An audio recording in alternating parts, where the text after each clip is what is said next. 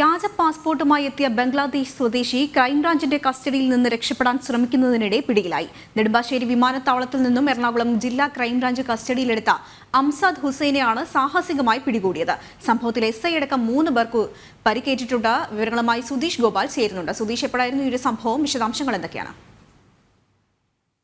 ഇന്നലെ രാത്രി 8 മണിയോടെയാണ് ഇത്തരത്തിൽ നെടുമ്പാശ്ശേരി വിമാനത്താവളത്തിൽ നിന്നും പിടികൂടിയ അംസാദ് എന്ന ബംഗ്ലാദേശ് സ്വദേശി. ഇയാൾ വ്യാജ പാസ്പോർട്ടുമായി എത്തിയതായിരുന്നു. ഇയാൾ വന്നതിന്റെ ഉദ്ദേശം അടക്കമുള്ള കാര്യങ്ങളിൽ ദുരൂഹത നിലനിൽക്കെയാണ് ഇയാളെ ക്രൈംബ്രാഞ്ച് കസ്റ്റഡിയിലെടുക്കുന്നത്. ക്രൈംബ്രാഞ്ച് ഇയാളെ തുടർ നടപടികൾക്കായി കൊണ്ടുപോകുന്നതിനിടയിലാണ് ഇത്തരത്തിൽ രക്ഷപ്പെടുന്നത്. പോലീസിനെ ആക്രമിച്ച ശേഷം വാഹനത്തിൽ നിന്ന് എടുത്തു ചാടി ഓടി രക്ഷപ്പെടുകയായിരുന്നു. തുടർന്ന് പിന്തുടർന്ന ഇയാളെ ഏതാണ്ട് 3.5 മണിക്കൂറിന് ശേഷമാണ് ചെങ്ങമനാട് ഭാഗത്തു നിന്നും പിടികൂടുന്നത്. അത് ആളൊഴിഞ്ഞ ഒരു പാടശേഖരത്തിന് നടുവിൽ നിന്നുമാണ് പിടികൂടുന്നത്. ഇതിനിടെ 3 പോലീസുകാർക്ക് SI അരുൺ അടക്കമുള്ള 3 പോലീസുകാർക്ക് പരിക്കേറ്റിരുന്നു.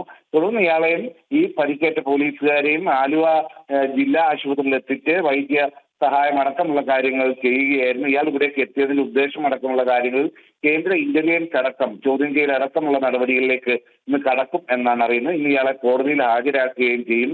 എന്ത് തന്നെയായാലും ക്രൈംബ്രാഞ്ചിനെ സംബന്ധിച്ചിടത്തോളം വലിയൊരു വെല്ലുവിളി തന്നെയായിരുന്നു. ഇത്രയും പ്രാധാന്യമുള്ള ഒരു കേസിൽപ്പെട്ട പ്രതിയാണ് നടു റോഡിൽ വെച്ച്, ദേശീയപാതയ്ക്ക് നടുവിൽ വെച്ച് പോലീസിനെ തള്ളി മാറ്റി വാഹനത്തിൽ നിന്നും ഓടി രക്ഷപ്പെടുന്നത്.